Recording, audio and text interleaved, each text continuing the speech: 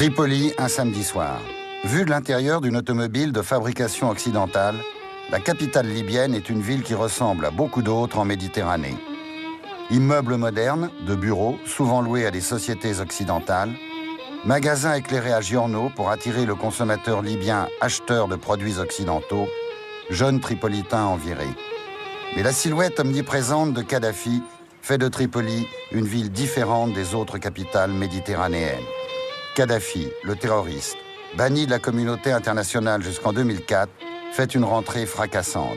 Il renoue avec les États-Unis d'Amérique, la communauté européenne, et à l'été 2007, il contribue à la libération des infirmières bulgares et du médecin palestinien en faisant le voyage à Bruxelles pour rencontrer Romano Prodi, le président de la communauté européenne, puis en recevant le président français Nicolas Sarkozy. Réception qui conforte son retour sur la scène internationale et qui lui permet en même temps d'affirmer sur le plan intérieur, comme il le fait depuis le 1er septembre 1969, son rôle de guide de la révolution libyenne, sa révolution. L'affaire des infirmières bulgares doit être considérée dans une bonne mesure par rapport à la politique intérieure libyenne. D'abord, ça survient à Benghazi et non pas à Tripoli. Donc ça, c'est un premier élément. Or, Benghazi, c'est quand même... Benghazi et toute cette région, c'est quand même là où il y a la plus forte opposition à Kadhafi. Dans une certaine mesure, on peut y lire là le moyen avec lequel l'opposition exprime en quelque sorte, ou a voulu exprimer une certaine contestation du pouvoir. Le pouvoir a été amené, en quelque sorte, à entrer en discussion, a été amené à saisir la justice, et on connaît la suite. Cette condamnation à la peine de mort a créé une difficulté pour Kadhafi, parce que la peine de mort est contre les principes juridiques des pays européens. Par ce biais-là, créer des difficultés finalement pour le pouvoir et rendant difficile tout processus de rapprochement entre l'Europe et les pays, et la Libye en l'occurrence, si vous voulez.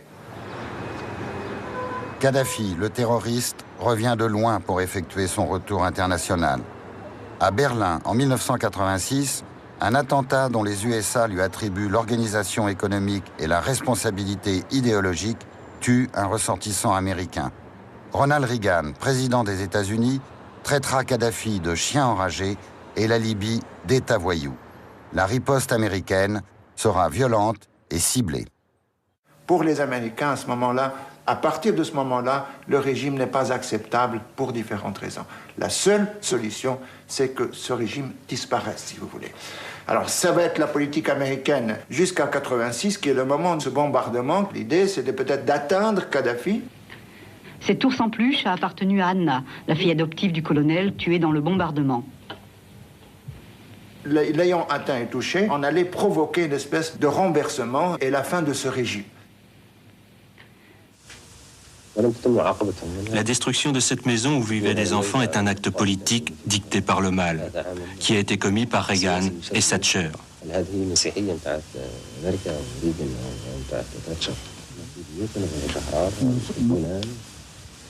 Nous voulons vivre en paix, nous voulons dormir dans nos maisons. Nous voulons vivre libres, en sécurité, et ils nous considèrent comme des fous. Qui est fou? Celui qui est venu d'Amérique bombarder cette maison ou celui qui dormait dans cette maison? Ensuite, il y a eu donc l'affaire de Kirby en 1988, et on connaît la position américaine qui consiste à dire à ce moment-là que les Libyens sont responsables. Les Libyens, eux, ils ont toujours proclamé leur innocence. Et le Congrès américain aussi, pas dans ces années-là, mais progressivement, on s'est acheminé vers le fait et l'évidence, progressivement, qu'en fait, les vrais coupables n'est pas Kadhafi, ni le pouvoir kadhafien en Libye. Kadhafi, le terroriste, cette fois contre un avion de ligne français.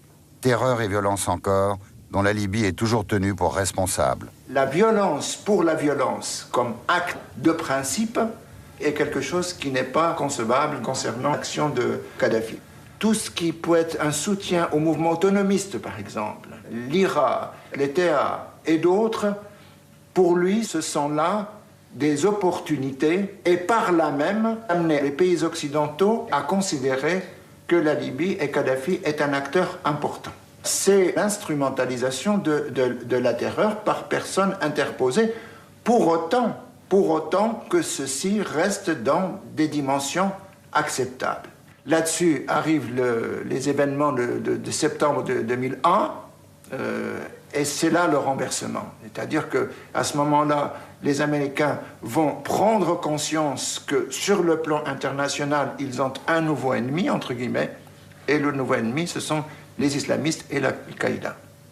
À partir de là, il s'agissait donc de repenser la géopolitique, repenser la stratégie américaine, avec la conséquence que les ennemis d'hier peuvent être aujourd'hui les alliés. Et c'est ce qui est arrivé avec Kadhafi.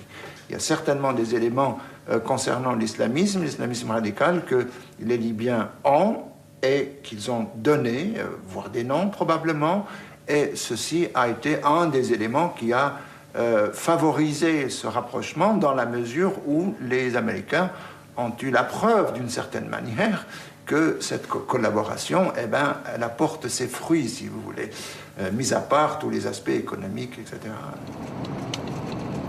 Il y a pour nous un autre guide en Libye. C'est Antoine Sfer, journaliste, directeur des Cahiers de l'Orient, un spécialiste. Il connaît bien la Libye et ses paradoxes, ceux du guide aussi. Kadhafi est quasiment le doyen des chefs d'État arabes. Et pourtant, c'est le plus jeune, ou parmi les plus jeunes. Il n'a que 67 ans.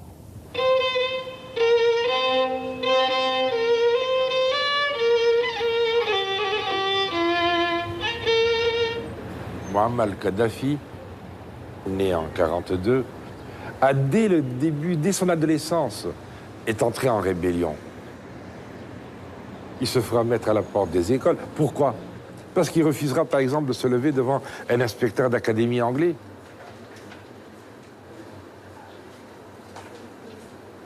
Il va essayer de réunir ses camarades pour commencer à se rebeller ensemble contre le pouvoir établi, la monarchie qui est à la solde de l'étranger. Et Kadhafi va rentrer à l'académie militaire. Et devenu sous-lieutenant, il va se promener à bord de sa coccinelle, celle-ci, celle-là même, qui trône au musée national.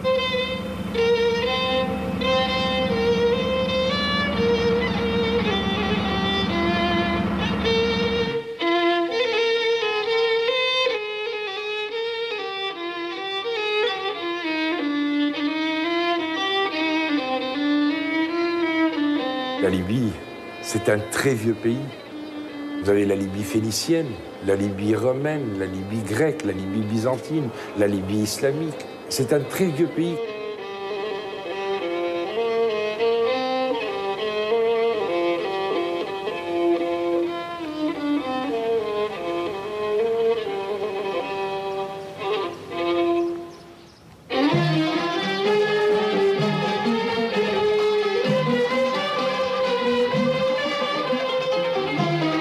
Leptismania, le plus grand vestige romain de la Méditerranée, plus grand que Pompéi. Leptismania, l'œuvre d'un homme, un Libyen qui est devenu l'empereur Septime Sévère, qui a construit sa ville sans en renier les origines phéniciennes. Septime Sévère, 21e empereur romain, meurt en 211 de notre ère. Leptismagna compte alors environ 300 000 habitants. C'est une ville très prospère, dont de surcroît, l'importance stratégique pour les routes caravanières et maritimes va attirer sur le territoire libyen tous les envahisseurs. Successivement, au cours des siècles, Vandales, Arabes, Chrétiens d'Orient, Berbères, Égyptiens, Espagnols, Chevaliers de Malte feront des trois provinces libyennes, cyrénaïques, tripolitaines, Fezzan, un champ incessant de leurs affrontements jusqu'à ce que l'Empire ottoman s'y établisse à la fin du XVIe siècle. Sa domination durera jusqu'en 1911. Après avoir déclaré la guerre à l'Empire ottoman, le royaume d'Italie annexe la Libye. Cette première colonisation est relativement pacifique. Mais l'arrivée au pouvoir en 1922 de Benito Mussolini change tout.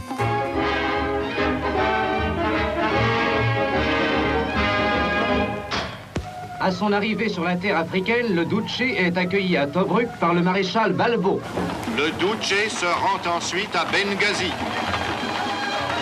Le lendemain, les plus valeureux guerriers libyens viennent en témoignage de loyalisme offrir à M. Mussolini l'épée de l'islam.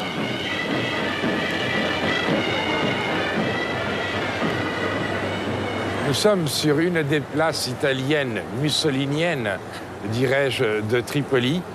Il y en a plusieurs dans la ville. Les relations avec l'Italie sont particulières.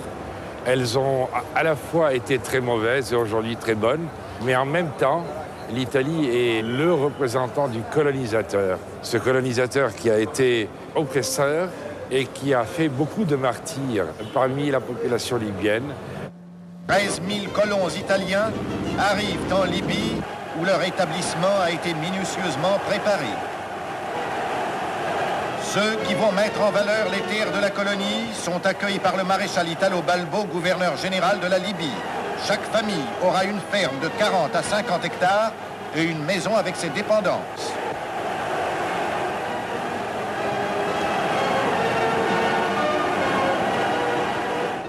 Voici une autre place italienne, mussolinienne également d'ailleurs, comme on le voit. L'autre s'appelait la place de la dignité retrouvée contre l'oppresseur, l'occupant. Celle-ci s'appelle la place d'Alger. Le fascisme italien, nostalgique du grand empire romain, installe en Libye, qui compte alors 800 000 habitants, 120 000 colons pour, à l'instar des Anglais en Égypte et des Français en Algérie, s'établir durablement en Méditerranée du Sud. Cette deuxième occupation sera violente et générera par voie de conséquence de nombreuses résistances nationalistes. La Sanoussia est la plus importante. Ce mouvement, d'abord religieux, installé en Cyrénaïque depuis 1843, a pour but la propagation de l'islam en Afrique. Son chef, Oumar al-Mukhtar, sera pendu par les Italiens et la Sanoussia prendra politiquement la direction des mouvements de libération. Nous sommes dans le cadre d'une organisation réformiste, c'est-à-dire, au fond, une espèce de volonté de retourner aux sources. Mais la source, c'est d'abord le Coran et la tradition du prophète, et en même temps, toute la dimension sociale, toute l'activité sociale de la confrérie. C'est aussi là une dimension assez, qu'on peut appeler ça, assez mystique, au fond, de l'organisation Sanoussi, proche des mouvements soufis, d'une certaine manière.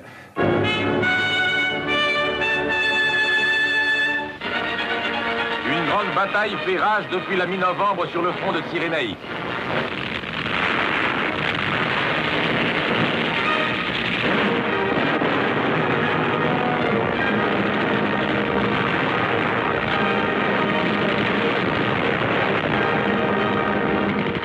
La Seconde Guerre mondiale, c'est le débarquement des Alliés en novembre 1942 et le choix que fera la confrérie Sanoussi d'être du côté des Alliés, et en particulier du côté de la Grande-Bretagne. Et donc il va y avoir, à ce moment-là, la confrérie et son chef, Idriss Sanoussi, est au Caire. C'est un homme profondément religieux, c'est un homme qui est très peu public. Ses apparitions publiques sont extrêmement rares, mais en même temps, il parle au nom de la Libye, parce qu'il s'appuie justement sur la confrérie Sanoussi, il s'appuie aussi sur différentes organisations nationalistes qui ont apporté une légitimité. Mais lorsqu'il rentre en Libye, il rentre chef de la confrérie et en même temps chef du mouvement national.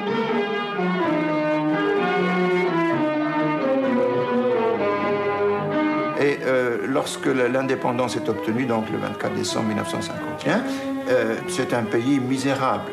La structure agro-pastorale, c'est un pays dépendant, mais dépourvu de moyens.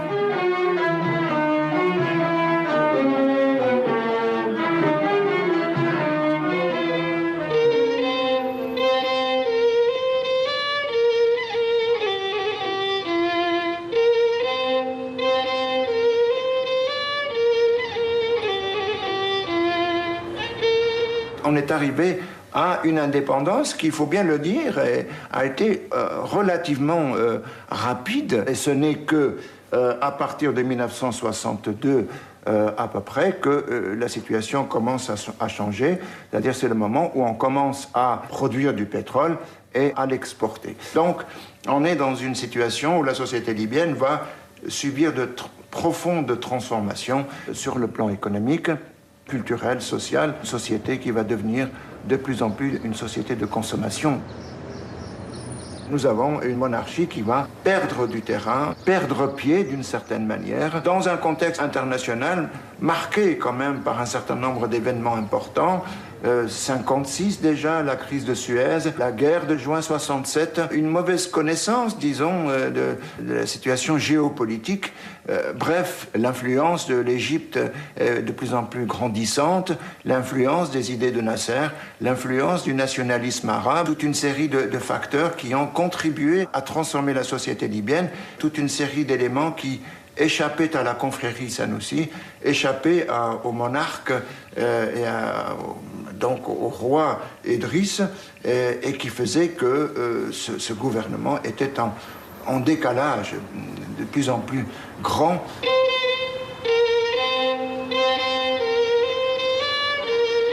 Mais la goutte qui fera déborder le vase, ce sera la guerre de juin 67, israélo-arabe. Et là, le roi Idriss, le monarque absolu, et qui, en fait, sous la tutelle des étrangers, va refuser de se solidariser avec le reste des pays arabes. Et les Libyens vont se sentir humiliés, frustrés. Ils accueilleront la révolution comme une libération. Et c'est normal.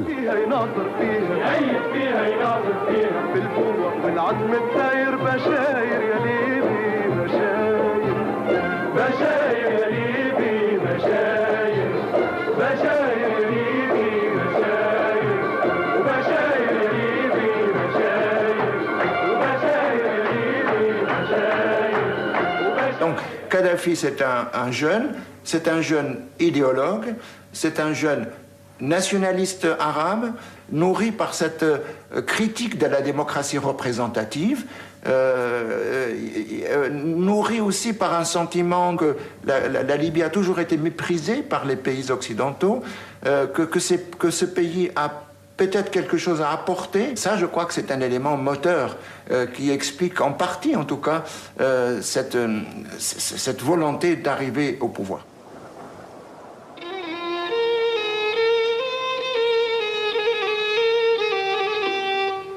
Kadhafi, lui, est le véritable enfant de ce désert qui nous entoure.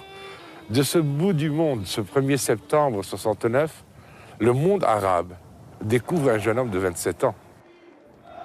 Je pense que ce qui caractérise, si vous voulez, Kadhafi, c'est retour aux sources et en même temps modernisation. Alors ça paraît paradoxal, mais ce n'est paradoxal que dans une certaine apparence. Retour aux sources, c'est-à-dire par rapport au Coran. C'est un homme personnellement relativement assez religieux, mais loin d'être fondamentaliste évidemment. Il considère que le Coran appartient à tous. Les spécialistes du Coran sont des spécialistes qui ont été formés en effet, mais qui ne peuvent pas prétendre avoir le monopole. Donc, par conséquent, il entre dans des relations conflictuelles avec ceux qui sont censés être les interprètes légitimes du Coran, c'est-à-dire les docteurs de la foi, c'est-à-dire les oulémas. Et d'autre part, l'islam n'a pas à proprement parler d'oulémas, contrairement, par exemple, à la doctrine catholique. Parce que vous avez dans la doctrine catholique, vous avez la doctrine, vous avez les gardiens de la doctrine, et vous avez le droit canon, par exemple, etc., qui sont des éléments très importants et pour lesquels on forme des gens compétents. Et donc la position de Kadhafi consiste à dire qu'au fond, chaque musulman peut lire le Coran et en donner l'interprétation qu'il sent, qu'il voit, et qui soit compatible avec la situation qui est la sienne. C'est un petit peu le sens de cet effort et de cet effort d'interprétation et qu'on appelle ijtihad. Donc, pour moi, c'est un élément important concernant, si vous voulez, ce qu'on peut appeler un rapport démocratique au Coran. C'est-à-dire qu'au fond, c'est un rapport démocratique dans le sens où la parole n'est pas confisquée. Et cette idée, si vous voulez, de ijtihad introduit, si vous voulez, cet élément nouveau, c'est qu'il n'y a pas le monopole du sacré. Je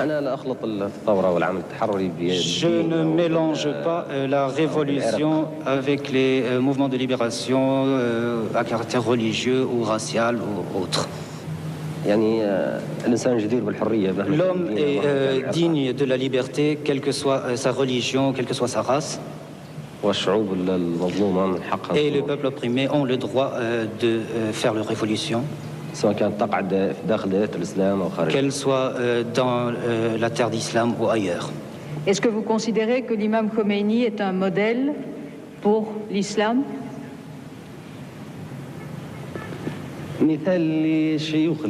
Un modèle pour les cheikhs de l'islam.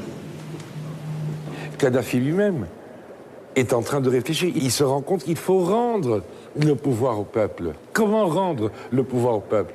Lui qui est tellement imprégné de la Révolution française.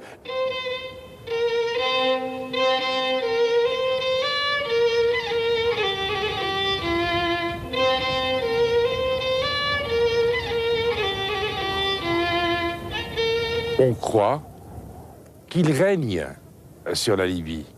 En fait, c'est vrai qu'il décide, mais il n'est pas tout à fait le seul. Il doit tenir compte, lui, l'enfant du désert, il doit tenir compte de toutes les tribus, de tous les clans, de toutes les familles qui composent et qui constituent la démographie libyenne.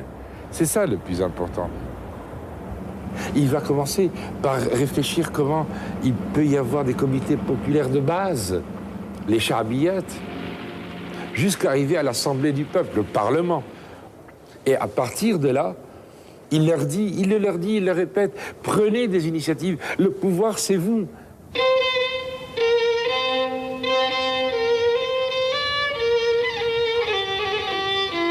Kadhafi a, d'une certaine manière, parfois un petit peu cette euphorie de dire que, au fond, la Libye peut innover, y compris en matière de démocratie, et renouer en quelque sorte avec une conception antique de la démocratie, dans la démocratie directe.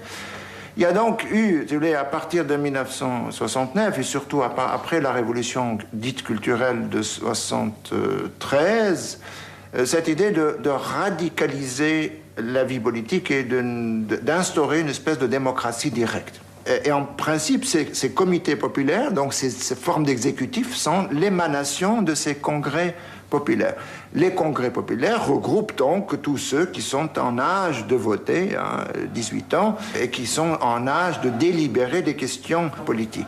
Donc la démocratie, au sens où Kadhafi l'entend, c'est un système de gouvernement où le peuple délibère dans les congrès populaires, et de ces congrès populaires sortent des organes exécutifs qui ont pour charge d'appliquer ce qui a été décidé au congrès populaire.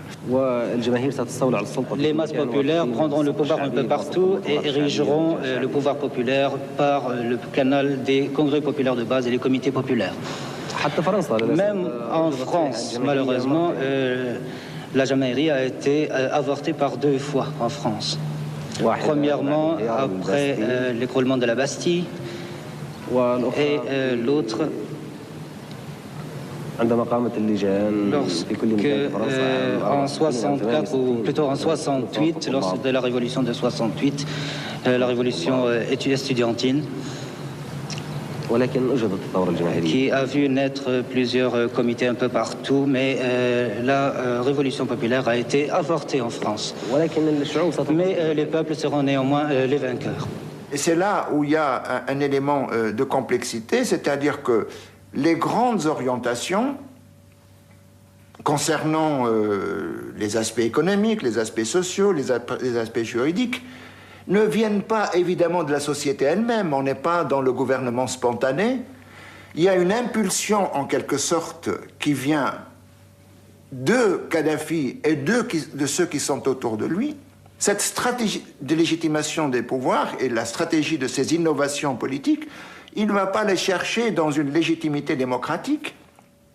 Il va les chercher dans ce qu'il pense être la légitimité coranique, effort d'interprétation, ijtihad, et dans le fait qu'il va constituer autour de lui un certain nombre d'acteurs sociaux, les femmes, pas seulement les femmes, hein, aussi les comités révolutionnaires, et les rapports qu'il a avec eux peuvent être interprétés à l'image de ce qu'a été le rapport du prophète aux compagnons. Et il y a là, si vous voulez, en quelque sorte, ce qu'on peut appeler un petit peu une homologie structurale, dans la mesure où le mode d'action est conforme à ce qu'il croit être la manière avec laquelle le prophète a énoncé des vérités sur les sociétés et la manière avec laquelle il a organisé autour de lui la première communauté des musulmans pour faire vivre d'une certaine manière l'État musulman tel qu'il a pris naissance après la révélation du prophète. Je suis le prophète de la révolution et non le prophète de Dieu. Cette démocratie directe, ce gouvernement du peuple par le peuple, cette utopie révolutionnaire ne va pas sans conséquences. Je ne sais pas comment il est arrivé à cette idée-là, le pouvoir du peuple. Donc, et là, on a commencé à voir le livre vert. Et ensuite, on est passé au comité révolutionnaire, que moi je considère que c'est la période... c'est une tache noire dans le parcours du colonel Kadhafi. Pourquoi? Parce que les comités révolutionnaires, ils ont maltraité la population. Donc, ils ont cru à un moment donné que...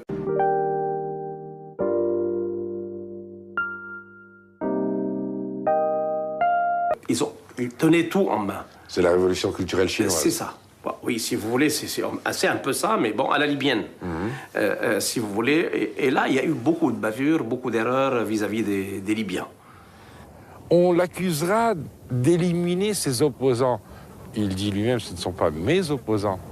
Ils sont des opposants de la République de la Jamahiriya. Encore Saint-Just, encore Robespierre. Et il reviendra là-dessus à plusieurs reprises. Qui peut protester contre qui alors que c'est le peuple qui détient le pouvoir? En Libye, il n'y a pas de gouvernement.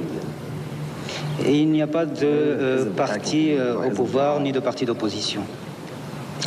Le pouvoir est entièrement entre les mains du peuple à travers les congrès populaires de base et les comités populaires.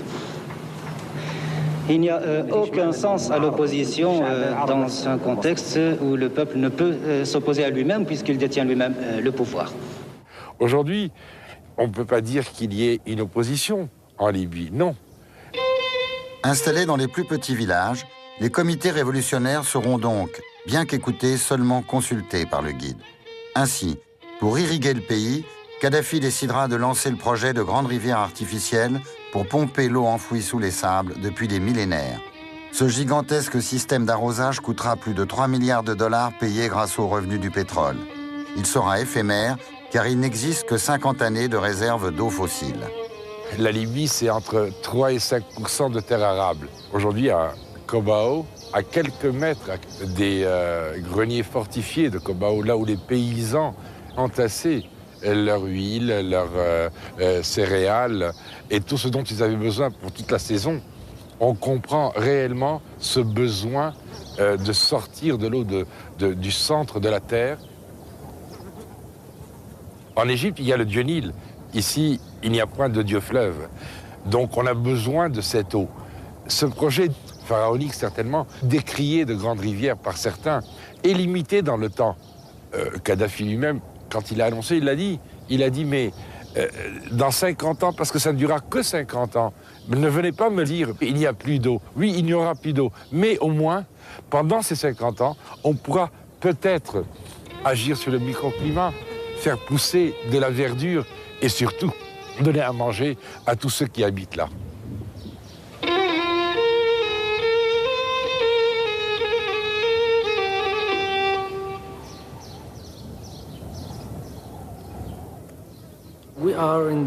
Nous sommes dans la salle de contrôle de la grande rivière artificielle.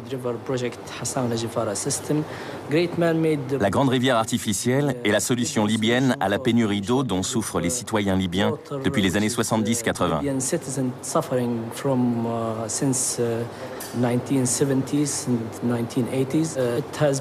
Le projet a commencé en 1984 avec un débit initial de 2 millions de mètres cubes par jour.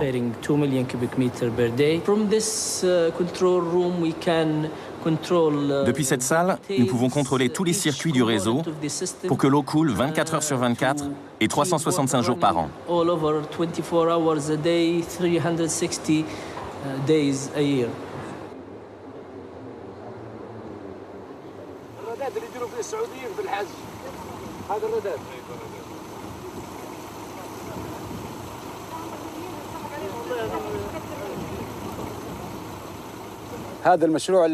Là où nous nous trouvons, il y a 2 ans, c'était une étendue de sable, c'était le désert. Nous sommes entre la côte et la montagne, à 60 km de Tripoli approximativement.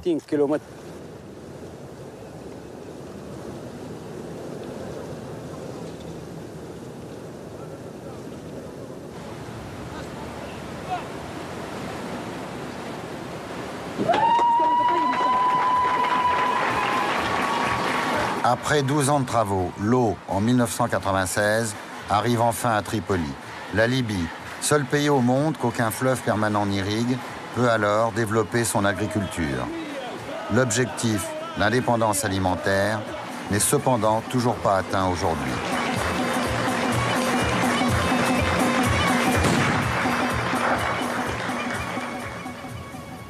Nous sommes à la limite des 3 frontières là. Nous avons la Tunisie.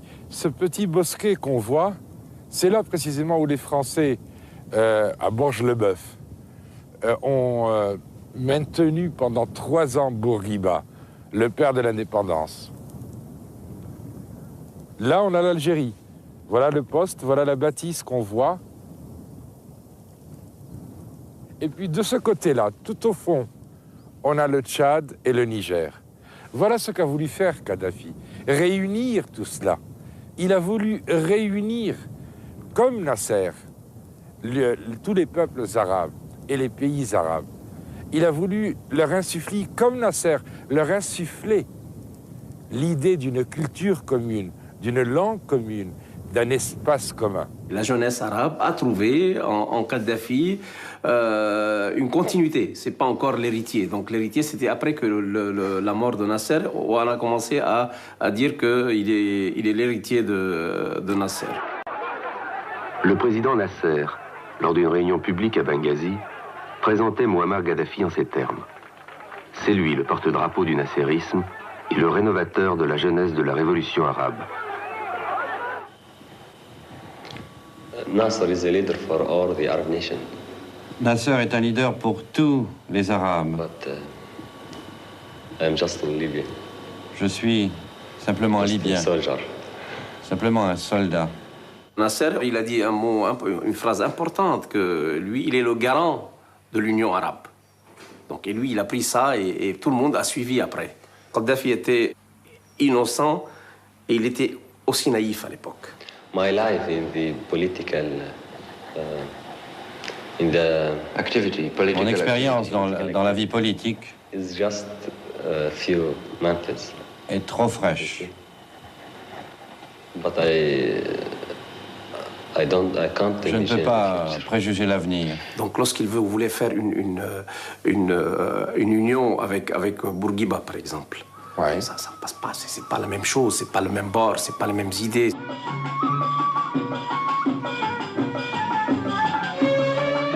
Il est allé proposer à Sadat et au président Assad. Bon, Sadat, il comprenait, il avait besoin de l'argent de la Libye, donc il a profité le maximum, notamment avant la guerre de 73. Donc il a profité le maximum, donc on lui achetait les armes, il payait tout, donc voilà. Mais ne serait-ce le président Assad, il prenait ses distances, on voyait, il était pour l'union, parce qu'il ne peut pas refuser l'union arabe parce qu'il est unioniste. Donc il ne peut pas refuser, mais on savait, on voyait que ça ne marchait pas. Mais les régimes politiques dans les pays arabes ne sont pas fixes, ne sont pas stables. Il viendra peut-être d'autres avec qui nous pourrons nous entendre. Kadhafi, lui, a abandonné son idée d'unité arabe. Au moment précisément où cet espace arabe est totalement éclaté. Il s'est tourné vers l'Afrique et ça marche. En Afrique, on a accepté son rôle précisément parce qu'il s'est amené avec son orientation, avec son aide, avec ses investissements. Et ça marche tellement bien que maintenant, on voit Kadhafi l'Africain et on a oublié un peu le Kadhafi arabe. Pourtant, il l'est resté. Il s'aperçoit que l'Afrique pèse en tant que réalité et en tant qu'entité plus ou moins. Et qu'à partir de là, il entre dans une logique qui est une logique de coopération et d'une politique africaine qui est la sienne depuis le milieu de 90 jusqu'à maintenant, et ceci allant de manière s'intensifiant progressivement. Il est alors évidemment, il n'accepterait pas qu'on dise ça comme cela, mais il est dans la tradition finalement de la confrérie Sanoussi, c'est d'être la Libye étant la zone de contact finalement entre la Méditerranée, donc l'Europe, et l'Afrique. Il ne faut pas oublier une chose, que la Libye maintenant est un grand acteur au niveau de l'Afrique. Et il joue dans la il ne faut pas sous-estimer. Il joue, c'est pas uniquement, mais il devient maintenant être le sage. Il veut réconcilier tout le monde, il arrive parfois, etc. Il aide ses pays. Il faut voir lorsqu'il fait ses tournées en Afrique, des centaines de milliers qui courent derrière lui. Et récemment, lui, le changement, le tournant qu'il a fait, le virage, si on peut utiliser le terme, c'est qu'il a compris qu'il n'a pas le choix. Il n'a plus le choix. S'il y avait l'Union soviétique, il manœuvrait. Il ne cédait jamais. S'il y avait une Europe, moi, il me l'a dit un jour, si les Européens sont des hommes, moi, je suis les Européens. Mais malheureusement, les Européens suivent les Américains. Pour lui, l'Europe ne pèse pas d'un poids lourd en tant qu'institution, en tant qu'organisation régionale, par rapport au poids que représentent les Américains. À partir de là, il considère que les Américains sont les partenaires obligés, disons, sur la scène internationale, et qu'on ne peut rien faire qui soit contre eux, mais qu'on a davantage à gagner qu'en étant avec eux que contre eux. Les relations sont aujourd'hui quasiment normales. Et évidemment, c'est un bien pour le pays. Bien sûr, les États-Unis ont utilisé le commerce international et la force, ainsi que le gel des comptes et l'embargo sur les exportations de matériel et de produits. Et ils ont refusé d'accueillir nos étudiants. Tout cela a perturbé nos industries pétrolières et notre développement économique. Mais les sociétés américaines ont également été touchées. La reprise des relations et l'élimination de tous ces obstacles ont donc encouragé les sociétés américaines à revenir en Libye. Et ceci a entraîné une forte reprise d'activité. À partir de là, la Libye a repris ses anciens contrats et donc signé d'importants contrats pétroliers. La reprise du commerce entre les deux pays a permis le développement du commerce en général. Le pétrole libyen a pu être exporté vers les États-Unis. Et nous sommes dans la dernière étape, qui consiste à effacer les différends entre la Libye et les États-Unis.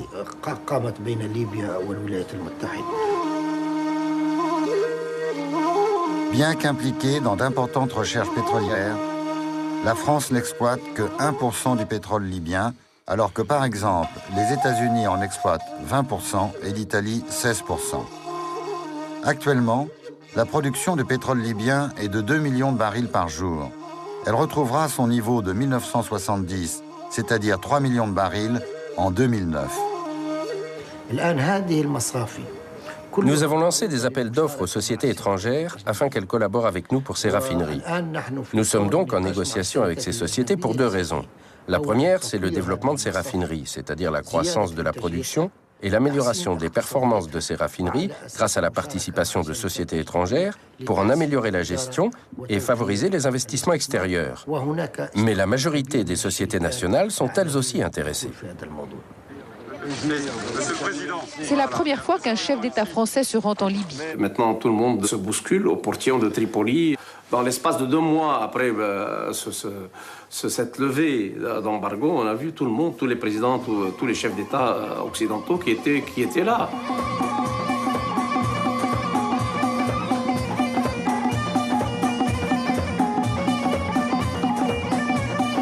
En fait, tout est possible. Le tourisme, l'immobilier, l'industrie manufacturière, l'industrie de transformation, l'agriculture, l'irrigation, mais en tout cas, la plupart des secteurs dans lesquels l'État était le seul opérateur se sont ouverts maintenant au secteur privé. Dans la téléphonie, il y a un opérateur privé. Dans les hôtels sont en cours de privatisation, les choses avancent à un bon rythme. Le transport aérien, il y a aujourd'hui plus de 3 ou 4 compagnies aériennes libyennes qui ne sont pas étatiques, dans le secteur des banques également. Le code d'investissement en application actuellement permet des partenariats, mais en donnant la majorité aux partenaires libyens. 51%, 49%. Avec plus de 1500 km de côte méditerranéenne à aménager, la Libye fait aussi rêver tous les opérateurs touristiques occidentaux. En ce qui concerne les mesures touristiques, nous avons axé notre travail sur des atouts importants pour l'investissement. Ce que souhaite l'investisseur, ce sont des décrets clairs, des garanties, des franchises, la stabilité économique, des facilités pour les entrées-sorties des touristes ou des investisseurs eux-mêmes. Tout ce que je viens d'évoquer est désormais une réalité dans les lois, les procédures et les décisions du Comité populaire en Libye. Et dans le cadre de ces projets, ces avantages que nous fournissons sont détaxés durant 5 ans ou parfois 8 ans. Nous accordons aussi des avantages douaniers, soit aux Libyens, soit aux étrangers pour tout le matériel nécessaire au projet. Il y a sur ce point égalité entre les Libyens et les étrangers. L'investisseur a aussi la possibilité de vendre le projet à tout moment et de transférer son apport financier à l'extérieur du pays. Nous avons aussi encouragé les banques à financer 50% des projets touristiques, en prenant en compte évidemment les conditions de la Banque centrale.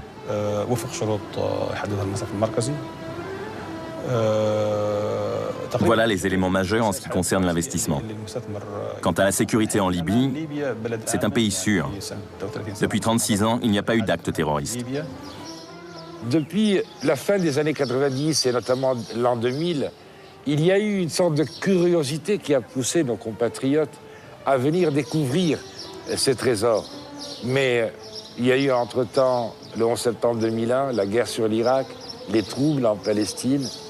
Tout cela a aussi ralenti le flux de ce que peut être le tourisme de demain dans ce pays. Une mamelle économique, mais aussi un énorme vivier de connaissances et de savoir de ce qu'a été notre passé en Méditerranée. La Libye est donc un pays riche en train de devenir encore plus riche. Depuis la levée de l'embargo américain en 2004, l'argent y abonde. Le peuple libyen, cher à Kadhafi, en est-il le premier bénéficiaire? Eh oui, le résultat n'est pas toujours au rendez-vous. La redistribution n'est pas toujours là. La redistribution se fait selon un processus qui est particulier. C'est-à-dire qu'un certain nombre de produits, jusqu'à présent, ont été subventionnés, dans ce sens où l'État revendait aux citoyens des produits en dessous du prix auquel il l'achetait. C'était une façon de redistribuer la manne pétrolière. Depuis quelques mois, les droits de douane ont été supprimés. Et c'était une façon de dire l'État n'a pas besoin de redevances pour boucler son budget, puisqu'il est à la manne pétrolière. Nous abaissons donc les droits de douane pour permettre aux citoyens d'augmenter son pouvoir d'achat. Le prix de l'essence ici est de 6 centimes le litre. Vous allez faire rêver les Français. C'est vous dire si c'est de la redistribution. Effectivement, ça peut faire rêver en Europe.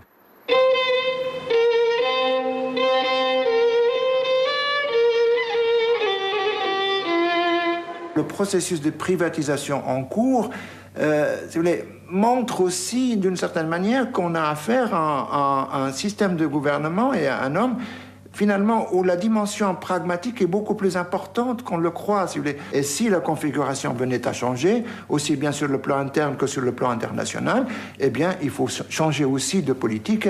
Il y a là une dimension pragmatique, vous voulez, qui contraste de nouveau avec l'image qu'on a de quelqu'un qui en a tendance à présenter plutôt comme un dogmatique, si vous voulez, plutôt que comme un pragmatique.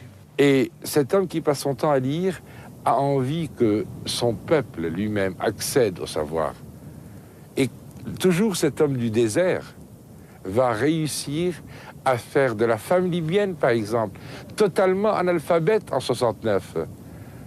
Une femme alphabétisée à plus de 90% aujourd'hui. Les gens vont à l'école, les enfants vont à l'école. Ils ont accès à l'éducation, à l'enseignement, au savoir.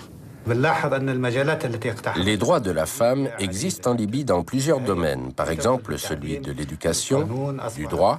Les femmes ont eu la possibilité de devenir avocats, dans la médecine, dans l'ingénierie, dans tous les domaines.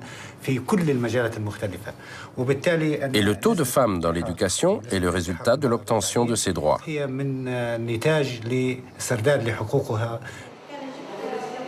Dans les cycles de scolarité primaire et secondaire, le pourcentage d'élèves féminines est de 51 à 57%. Dans cette école, tous les enseignants sont des femmes. Et bien évidemment, la femme joue un rôle primordial dans la politique de l'éducation en Libye.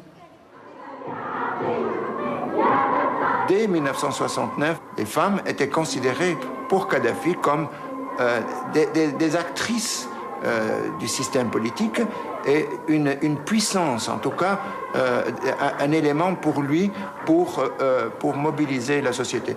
Alors il va dire jusqu'à, en effet, dire que le voile n'est pas coranique, de dire que la polygamie n'est pas coranique non plus.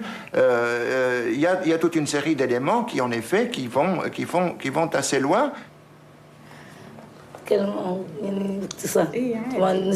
Je travaille dans l'enseignement depuis 1967. Et l'école, c'est ma première maison. Je n'ai pas d'enfants, seulement les enfants de l'école. Je travaille de 6h à 22h et parfois jusqu'à minuit. La société ne m'intéresse pas. Ce qui m'intéresse, c'est la génération qui vient. Comme n'importe quelle mère qui élève ses enfants pour qu'ils soient les meilleurs. Mon plus grand bonheur est qu'un élève parvienne à un bon niveau d'études et qu'ensuite il se marie et que ses enfants fassent la même chose à leur tour. J'ai déjà connu 4 générations d'élèves. Ce sont mes enfants et je vis pour eux.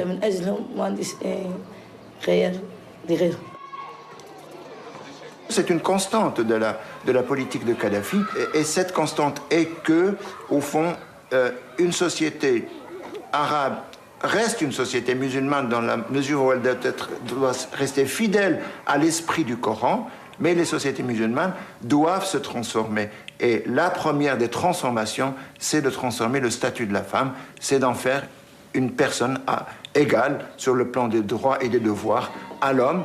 Et ça, ils considèrent que c'est un enjeu de taille. Ils le considéraient déjà en 69, ils le pensent toujours. Et je pense que fondamentalement, les femmes, même si cela ne se traduit pas dans des formes organisées, il y a dans la conscience commune le sentiment que la femme doit quelque chose. C'est pour autant qu'on peut parler en termes de devoir, mais enfin, considère que la prise du pouvoir de 69 a été pour elle un avantage plutôt qu'un inconvénient.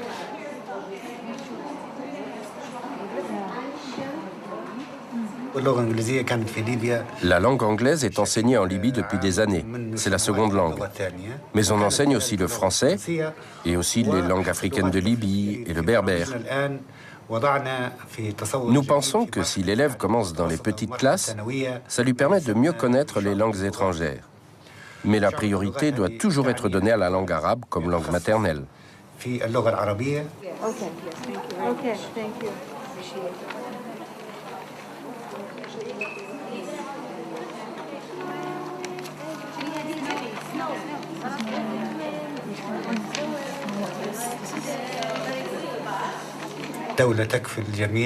La scolarité est gratuite.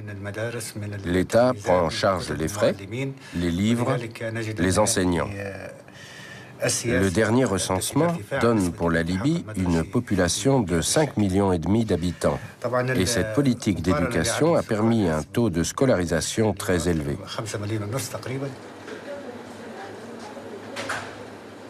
Si, sans conteste, les femmes libyennes se sont ralliées à Kadhafi, qui entre autres leur a accordé le droit de divorce, le guide de la révolution libyenne reste fidèle à sa politique.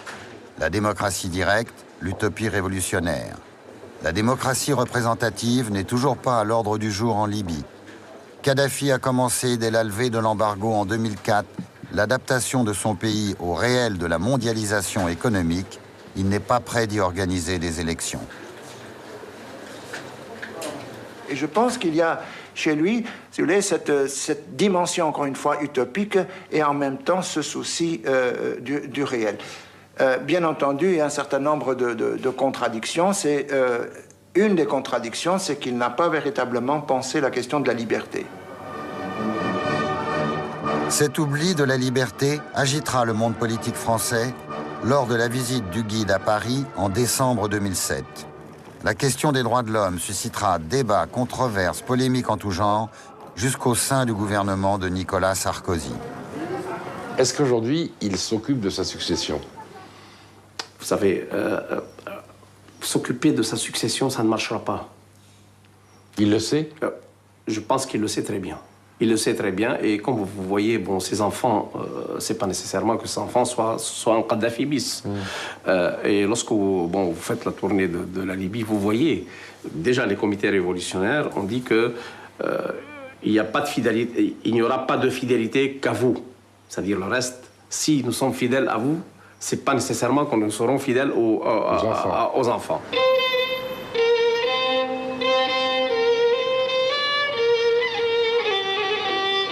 Il reste donc la perspective républicaine. Et ça, je pense que c'est la perspective la plus crédible. Kadhafi n'est pas le plus autorisé pour porter ce projet parce que justement toute sa critique était contre la critique du modèle républicain et de la démocratie républicaine. Donc il n'est pas celui qui est à même en quelque sorte de porter ce projet. Mais en même temps, il est quelque part le garant, en quelque sorte, d'un certain nombre d'acquis. Kadhafi, je crois qu'il a l'idée du temps, il a l'idée des perspectives à moyen et à long terme. La solution qui était la sienne et qui a permis de mettre en place un système institutionnel correspondait à un moment de l'histoire, mais je pense que quelqu'un qui a une conception assez dialectique de l'histoire, si l'on peut dire, et il considère au fond que l'histoire continue d'une certaine manière, et elle peut continuer sans lui.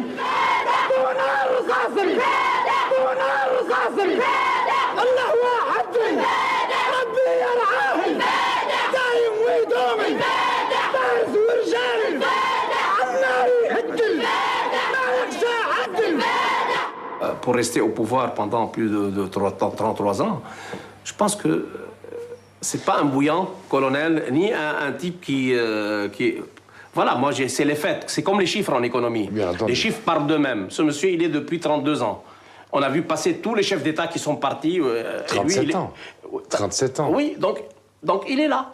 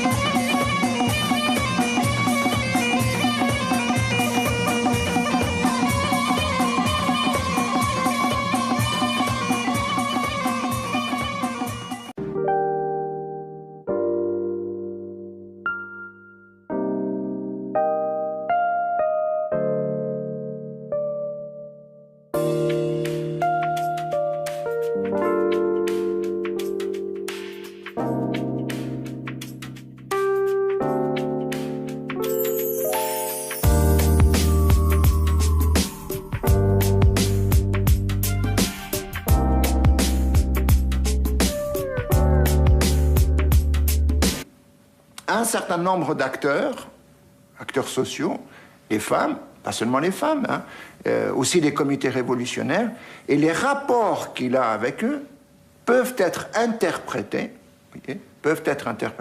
à l'image de ce qu'a été le rapport du prophète aux compagnons. Et il y a là, si vous voulez, en quelque sorte, ce qu'on peut appeler un petit peu une homologie structurale, dans la mesure où le mode d'action est conforme à ce qu'il croit être la manière avec laquelle le prophète a énoncé des vérités sur les sociétés et la manière avec laquelle il a organisé autour de lui la première communauté des musulmans pour faire vivre d'une certaine manière l'État musulman tel qu'il a pris naissance après la révélation du prophète. Je suis le prophète de la révolution et non le prophète de Dieu. Cette démocratie directe, ce gouvernement du peuple par le peuple, cette utopie révolutionnaire ne va pas sans conséquences. Je ne sais pas comment il est arrivé à cette idée-là, le pouvoir du peuple. Donc, et là, on a commencé à voir le livre vert. Et ensuite, on est passé au comité révolutionnaire, que moi je considère que c'est la période... c'est une tache noire dans le parcours du colonel Kadhafi. Pourquoi? Parce que les comités révolutionnaires, ils ont maltraité la population. Donc ils ont cru à un moment donné que...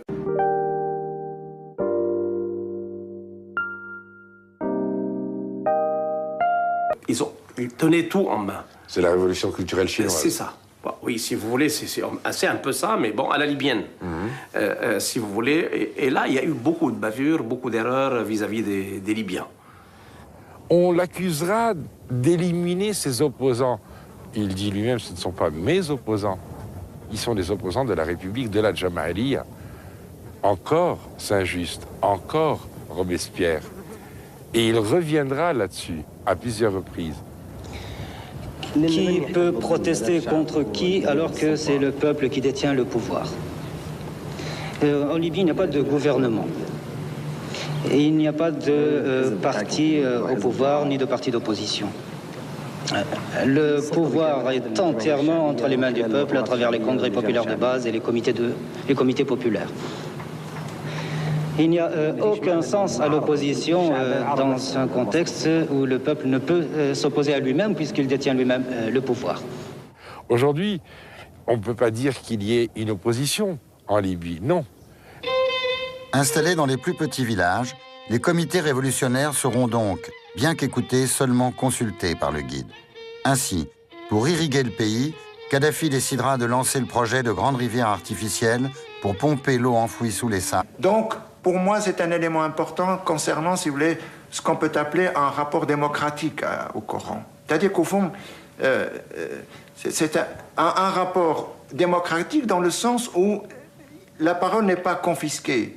Et cette idée, si vous voulez, de ijtihad introduit, si vous voulez, cet élément nouveau, c'est qu'il n'y a pas le monopole du sacré. Je ne mélange pas la révolution avec les mouvements de libération à caractère religieux ou racial ou autre. L'homme est digne de la liberté, quelle que soit sa religion, quelle que soit sa race.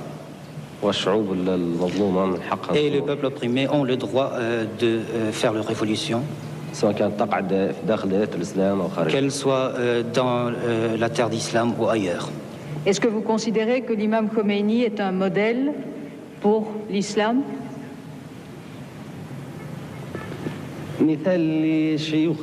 Un modèle pour les cheikhs de l'islam.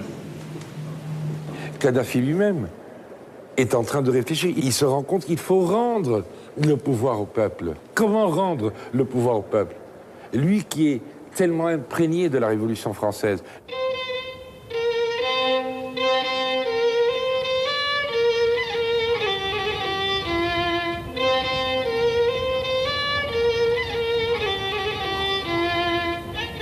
On croit qu'il règne sur la Libye. En fait, c'est vrai qu'il décide, mais il n'est pas tout à fait le seul. Il doit tenir compte, lui, l'enfant du désert, il doit tenir compte de toutes les tribus, de tous les clans, de toutes les familles qui composent et qui constituent la démographie libyenne. C'est ça le plus important. Il va commencer par réfléchir comment il peut y avoir des comités populaires de base, les Sha'biyat, jusqu'à arriver à l'Assemblée du peuple, le Parlement. Et à partir de là, il leur dit, il le répète, prenez des initiatives, le pouvoir c'est vous.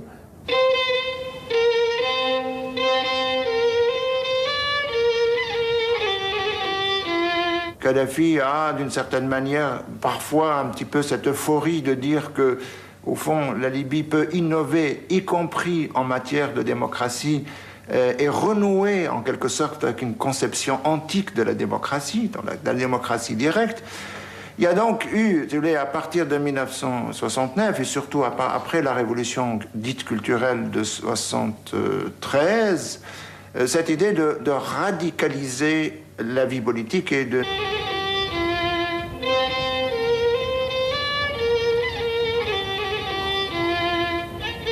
On croit qu'il règne sur la Libye. En fait, c'est vrai qu'il décide, mais il n'est pas tout à fait le seul. Il doit tenir compte, lui, l'enfant du désert, il doit tenir compte de toutes les tribus, de tous les clans, de toutes les familles qui composent et qui constituent la démographie libyenne. C'est ça le plus important. Il va commencer par réfléchir comment il peut y avoir des comités populaires de base, les Sha'biyat, jusqu'à arriver à l'Assemblée du peuple, le Parlement. Et à partir de là, il leur dit, il le répète, prenez des initiatives, le pouvoir c'est vous.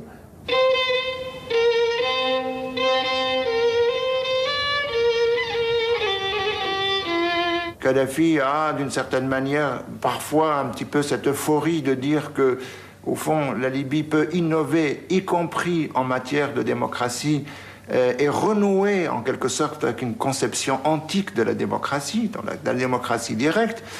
Il y a donc eu, si vous voulez, à partir de 1969, et surtout après la révolution dite culturelle de 1973, cette idée de radicaliser la vie politique et d'instaurer une espèce de démocratie directe.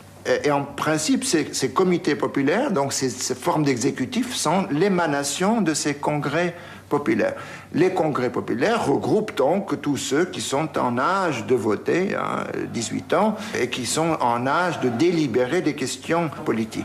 Donc la démocratie, au sens où Kadhafi l'entend, c'est un système de gouvernement où le peuple délibère dans les congrès populaires, et de ces congrès populaires sortent des organes exécutifs qui ont pour charge d'appliquer ce qui a été décidé au congrès populaire. Les masses populaires prendront le pouvoir un peu partout et érigeront le pouvoir populaire par le canal des congrès populaires de base et les comités populaires. Même en France, malheureusement, la Jamaïrie a été avortée par 2 fois en France. Premièrement, après l'écroulement de la Bastille, et l'autre lorsque en 64 ou plutôt en 68, lors de la révolution de 68, la révolution estudiantine, qui a vu naître plusieurs comités un peu partout, mais la révolution populaire a été avortée en France. Mais les peuples seront néanmoins les vainqueurs. Et c'est là où il y a un élément. Moi, il me l'a dit un jour. Si les Européens sont des hommes, moi je suis les Européens. Mais malheureusement, les Européens suivent les Américains. Pour lui, l'Europe ne pèse pas d'un poids lourd en tant qu'institution, en tant qu'organisation régionale, par rapport au poids que représentent les Américains. À partir de là, il considère que les Américains sont les partenaires obligés, disons, sur la scène internationale, et qu'on peut rien faire qui soit contre eux, mais qu'on a davantage à gagner qu'en étant avec eux que contre eux. Les relations sont aujourd'hui quasiment normales. Et évidemment, c'est un bien pour le pays. Bien sûr, les États-Unis ont utilisé le commerce international et la force, ainsi que le gel des comptes et l'embargo sur les exportations de matériel et de produits. Et ils ont refusé d'accueillir nos étudiants. Tout cela a perturbé nos industries pétrolières et notre développement économique. Mais les sociétés américaines ont également été touchées. La reprise des relations et l'élimination de tous ces obstacles ont donc encouragé les sociétés américaines à revenir en Libye. Et ceci a entraîné une forte reprise d'activité. À partir de là, la Libye a repris ses anciens contrats et donc signé d'importants contrats pétroliers. La reprise du commerce entre les deux pays a permis le développement du commerce en général. Le pétrole libyen a pu être exporté vers les États-Unis. Et nous sommes dans la dernière étape, qui consiste à effacer les différends entre la Libye et les États-Unis.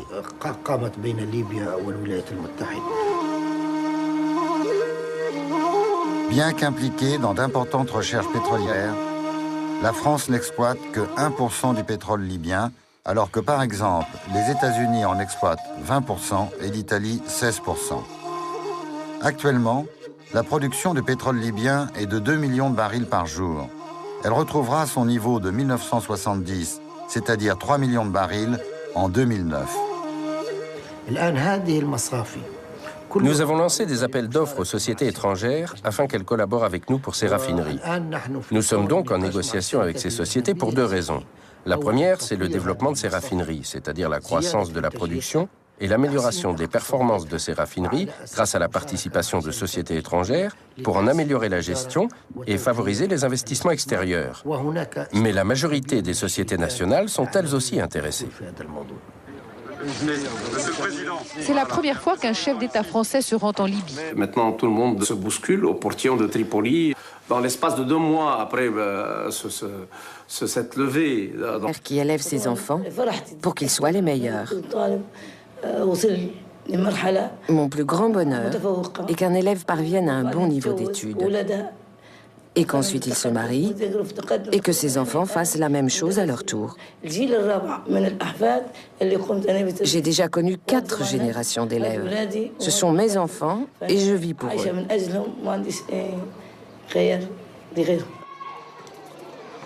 C'est une constante de la politique de Kadhafi, et cette constante est que, au fond, une société arabe reste une société musulmane dans la mesure où elle doit rester fidèle à l'esprit du Coran, mais les sociétés musulmanes doivent se transformer. Et la première des transformations, c'est de transformer le statut de la femme, c'est d'en faire une personne égale sur le plan des droits et des devoirs à l'homme. Et ça, ils considèrent que c'est un enjeu de taille. Ils le considéraient déjà en 69, ils le pensent toujours. Et je pense que fondamentalement, les femmes, même si cela ne se traduit pas dans des formes organisées, il y a dans la conscience commune le sentiment que la femme doit quelque chose, si pour autant qu'on peut parler en termes de devoir, mais enfin, considère que la prise du pouvoir de 69 a été pour elle un avantage plutôt qu'un inconvénient.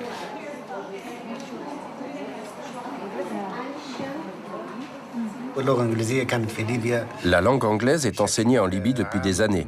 C'est la seconde langue. Mais on enseigne aussi le français et aussi les langues africaines de Libye et le berbère. Nous pensons que si l'élève commence dans les petites classes, ça lui permet de mieux connaître les langues étrangères. Mais la priorité doit toujours être donnée à la langue arabe comme langue maternelle.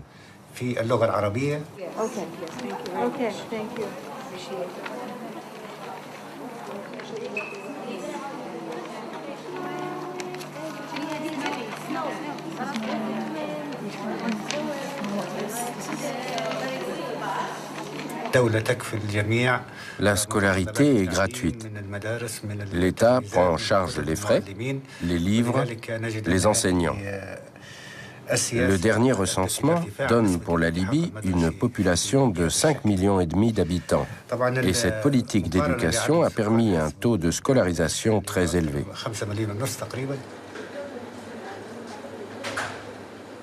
Si, sans conteste, les femmes libyennes se sont ralliées à Kadhafi, qui entre autres leur a accordé le droit de divorce, le guide de la révolution libyenne reste fidèle à sa politique. La démocratie directe, l'utopie révolutionnaire. La démocratie représentative n'est toujours pas à l'ordre du jour en Libye. La stratégie de ces innovations politiques, il ne va pas les chercher dans une légitimité démocratique. Il va les chercher dans ce qu'il pense être la légitimité coranique, effort d'interprétation, ijtihad, et dans le fait qu'il va constituer autour de lui un certain nombre d'acteurs, acteurs sociaux, les femmes, pas seulement les femmes, hein, aussi les comités révolutionnaires, et les rapports qu'il a avec eux peuvent être interprétés à l'image de ce qu'a été le rapport du prophète aux compagnons. Et il y a là, si vous voulez, en quelque sorte, ce qu'on peut appeler un petit peu une homologie structurale, dans la mesure où le mode d'action est conforme à ce qu'il croit être la manière avec laquelle le prophète a énoncé des vérités sur les sociétés et la manière avec laquelle il a organisé autour de lui la première communauté des musulmans pour faire vivre d'une certaine manière l'État musulman tel qu'il a pris naissance après la révélation du prophète. Je suis le prophète de la révolution et non le prophète de Dieu. Cette démocratie directe, ce gouvernement du peuple par le peuple, cette utopie révolutionnaire ne va pas sans conséquences. Je ne sais pas comment il est arrivé à cette idée-là, le pouvoir du peuple.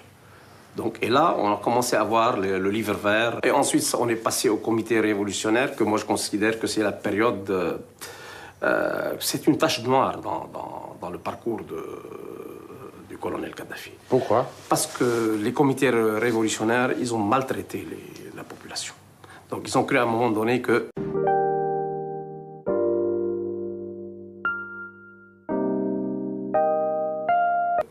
Ils tenaient tout en main. C'est la révolution culturelle chinoise. C'est ça. Bon, oui, si vous voulez, c'est un peu ça, mais bon, à la libyenne. Si vous voulez. Et là, il y a eu beaucoup de bavures, beaucoup d'erreurs vis-à-vis des Libyens. On l'accusera d'éliminer ses opposants. Il dit lui-même, ce ne sont pas mes opposants. Ils sont des opposants de la République de la Jamahiriya. Encore Saint-Just, encore Robespierre. Et il reviendra là-dessus à plusieurs reprises. Qui peut protester contre qui alors que c'est le peuple qui détient le pouvoir? En Libye, il n'y a pas de gouvernement. Et il n'y a pas de parti au pouvoir ni de parti d'opposition. Le pouvoir est entièrement entre les mains du peuple à travers les congrès populaires de base et les comités populaires. Il n'y a aucun sens à l'opposition dans un contexte où le peuple ne peut s'opposer à lui-même puisqu'il détient lui-même le pouvoir. Aujourd'hui, on ne peut pas dire qu'il y ait... À proprement parler d'ouléma, contrairement par exemple à la doctrine catholique. Parce que vous avez dans la doctrine catholique, vous avez la doctrine, vous avez les gardiens de la doctrine, et vous avez le droit canon, par exemple, etc., qui sont des éléments très importants et pour lesquels on forme des gens compétents. Et donc la position de Kadhafi consiste à dire qu'au fond, chaque musulman peut lire le Coran et en donner l'interprétation qu'il sent, qu'il voit, et qui soit compatible avec la situation qui est la sienne. C'est un petit peu le sens de cet effort et de cet effort d'interprétation et qu'on appelle ijtihad. Donc, pour moi, c'est un élément important concernant, si vous voulez, ce qu'on peut appeler un rapport démocratique au Coran. C'est-à-dire qu'au fond, c'est un rapport démocratique dans le sens où la parole n'est pas confisquée. Et cette idée, si vous voulez, de ijtihad introduit, si vous voulez, cet élément nouveau, c'est qu'il n'y a pas le monopole du sacré. Je ne mélange pas la révolution avec les mouvements de libération à caractère religieux ou racial ou autre. L'homme est digne de la liberté, quelle que soit sa religion, quelle que soit sa race. Et les peuples opprimés ont le droit de faire leur révolution. Qu'elle soit dans la terre d'islam ou ailleurs. Est-ce que vous considérez que l'imam Khomeini est un modèle pour l'islam?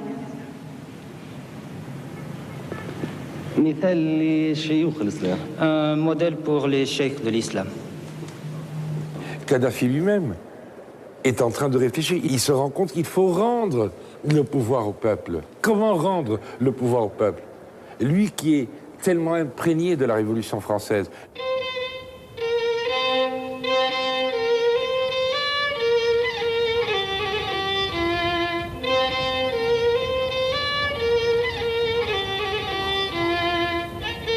On croit qu'il règne sur la Libye. En fait, c'est vrai qu'il décide, mais il n'est pas tout à fait le seul. Il doit tenir compte, lui, l'enfant du désert, il doit tenir compte de toutes les tribus, de tous les clans, de toutes les familles qui composent et qui constituent la démographie libyenne. C'est ça le plus important. Il va commencer par réfléchir comment il peut y avoir des comités populaires de base, les Cha'biyat, jusqu'à arriver à l'Assemblée du peuple, le Parlement. Et à partir de là, il leur dit, il le répète, l'Italie est le représentant du colonisateur. Ce colonisateur qui a été oppresseur et qui a fait beaucoup de martyrs parmi la population libyenne. 13 000 colons italiens arrivent en Libye où leur établissement a été minutieusement préparé. Ceux qui vont mettre en valeur les terres de la colonie sont accueillis par le maréchal Italo Balbo, gouverneur général de la Libye. Chaque famille aura une ferme de 40 à 50 hectares et une maison avec ses dépendances.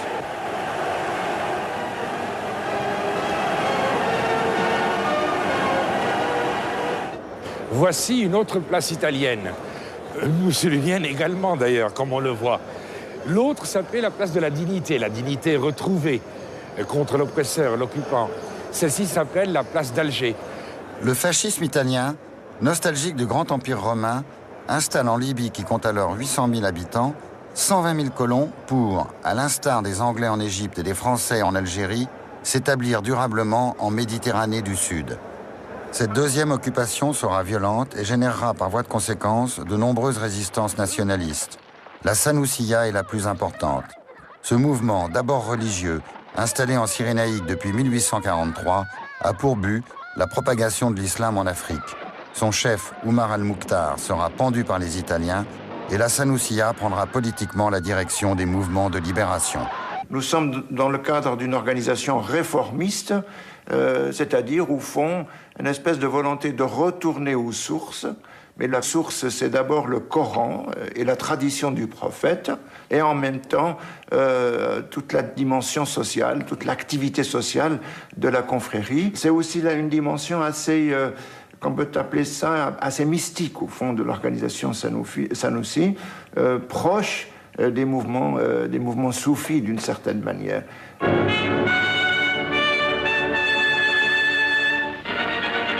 Une grande bataille fait rage depuis la mi-novembre sur le front de Cyrénaïque.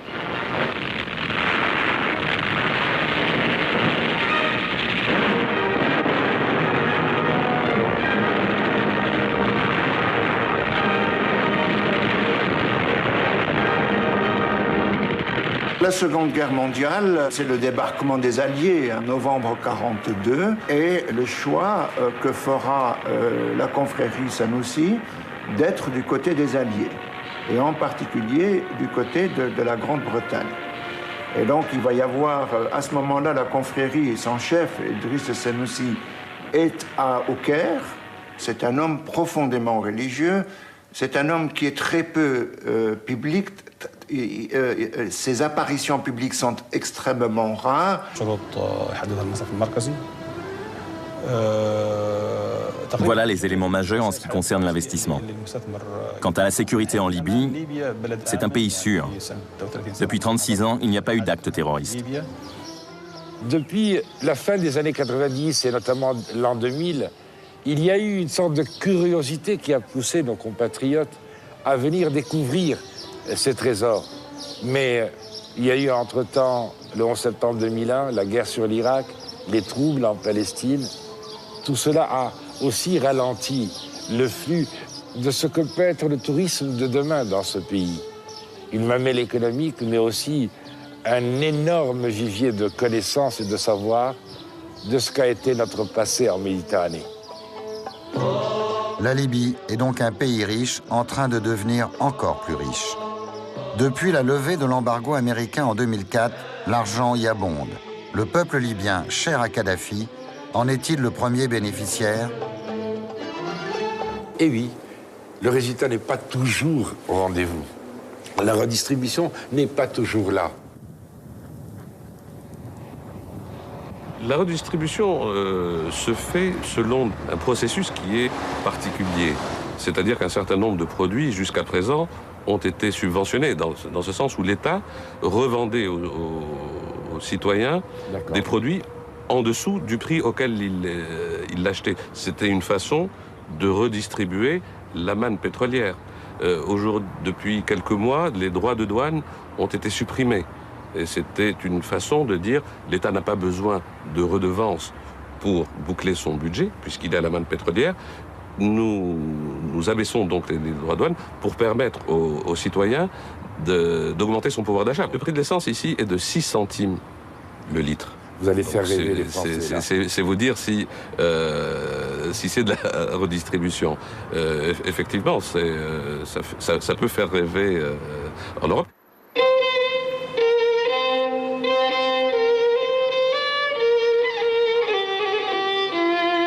Le processus de privatisation en cours, si vous voulez, montre aussi d'une certaine manière qu'on a affaire à un système de gouvernement et à un homme finalement où la dimension pragmatique est beaucoup plus importante qu'on le croit, si vous voulez. Et si la configuration venait à changer, aussi bien sur le plan interne que sur le plan international, eh bien, il faut changer aussi de politique. Il y a là une dimension pragmatique, vous voulez, qui contraste de nouveau avec l'image qu'on a de quelqu'un qui en a tendance à présenter plutôt comme un dogmatique, si vous voulez, plutôt que comme un pragmatique. Et cet homme qui passe son temps à lire a envie. La destruction de cette maison où vivaient des enfants est un acte politique dicté par le mal, qui a été commis par Reagan et Thatcher.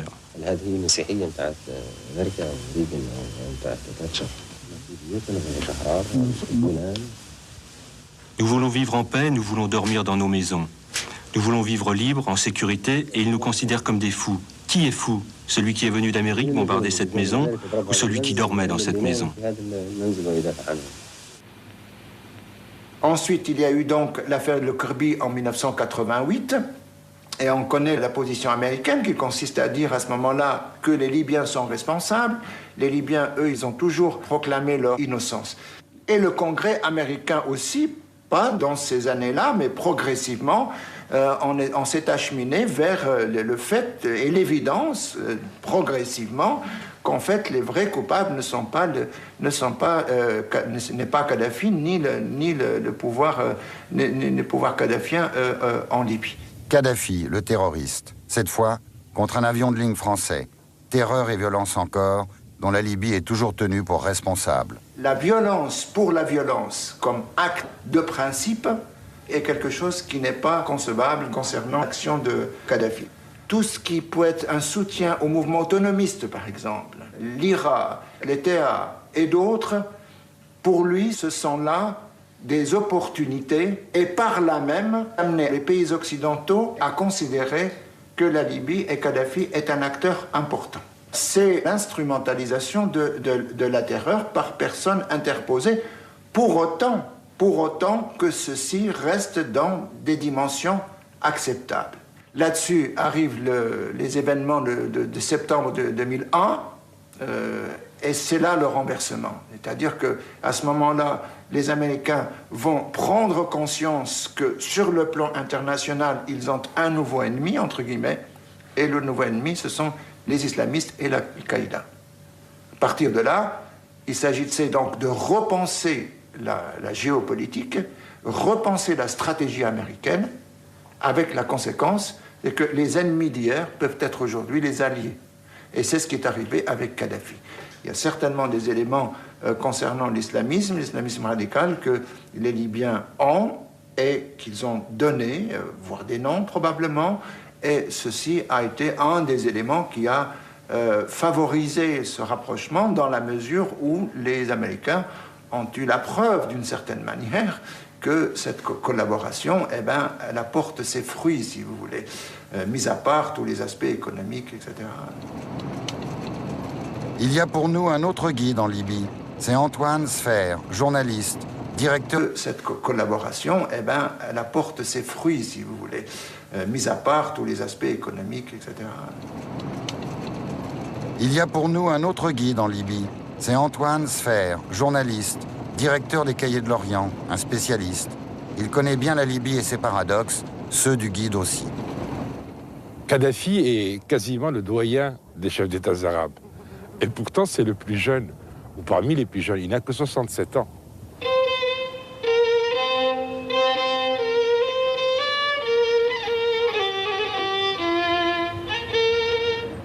Muammar Kadhafi, né en 1942, a dès le début, dès son adolescence, est entré en rébellion. Il se fera mettre à la porte des écoles. Pourquoi?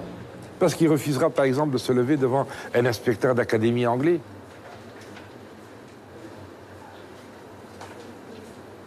Il va essayer de réunir ses camarades pour commencer à se rebeller ensemble contre le pouvoir établi, la monarchie qui est à la solde de l'étranger. Et Kadhafi va rentrer à l'académie militaire. Est devenu sous-lieutenant et il va se promener à bord de sa coccinelle, celle-ci, celle-là même, qui se trouve, qui trône au musée national.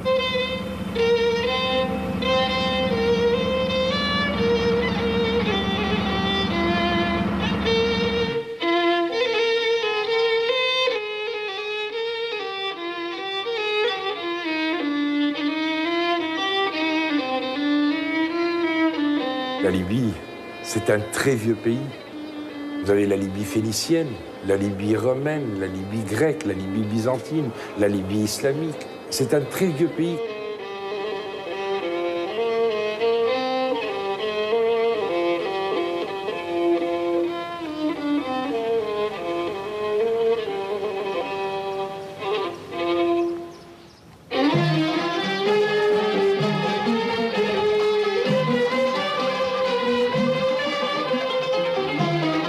L'Eptismania, le plus grand vestige romain de la Méditerranée, plus grand que Pompéi.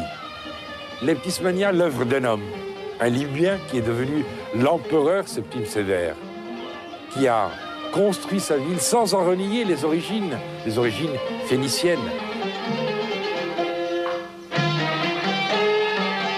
Septime Sévère, 21e empereur romain, meurt en 211 de notre ère. L'Eptismania compte alors environ 300 000 habitants. C'est une ville très prospère, dont de surcroît, l'importance stratégique pour les routes caravanières et maritimes va attirer sur... que fondamentalement, les femmes, même si cela ne se traduit pas dans des formes organisées, il y a dans la conscience commune le sentiment que la femme doit quelque chose, si pour autant qu'on peut parler en termes de devoir, mais enfin, considère que la prise du pouvoir de 69 a été pour elle un avantage plutôt qu'un inconvénient.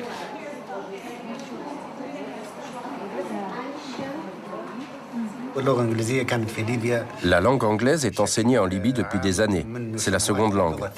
Mais on enseigne aussi le français et aussi les langues africaines de Libye et le berbère. Nous pensons que si l'élève commence dans les petites classes, ça lui permet de mieux connaître les langues étrangères. Mais la priorité doit toujours être donnée à la langue arabe comme langue maternelle.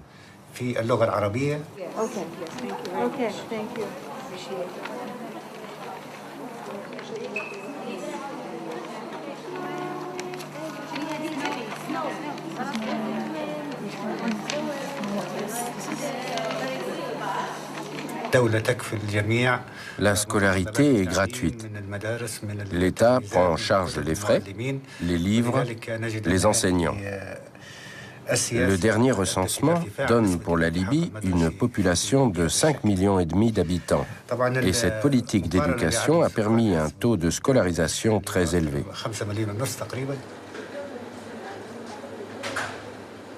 Si, sans conteste, les femmes libyennes se sont ralliées à Kadhafi, qui entre autres leur a accordé le droit de divorce, le guide de la révolution libyenne reste fidèle à sa politique. La démocratie directe, l'utopie révolutionnaire. La démocratie représentative n'est toujours pas à l'ordre du jour en Libye. Kadhafi a commencé dès la levée de l'embargo en 2004 l'adaptation de son pays au réel de la mondialisation économique. Il n'est pas prêt d'y organiser des élections. Et je pense qu'il y a chez lui, si vous voulez, cette dimension, encore une fois, utopique et en même temps ce souci du réel. Bien entendu, il y a un certain nombre de contradictions. Une des contradictions, c'est qu'il n'a pas véritablement pensé la question de la liberté. Cet oubli de la liberté agitera le monde politique français lors de la visite du guide à Paris en décembre 2007. La question des droits de l'homme suscitera débats, controverses, polémiques en tout genre, jusqu'au sein du gouvernement de Nicolas Sarkozy. Est-ce qu'aujourd'hui, il s'occupe de sa succession? Vous savez, s'occuper de sa succession, ça ne marchera pas. Il le sait? Je pense qu'il le sait très bien. Il le sait très bien, et comme vous voyez, bon, ses enfants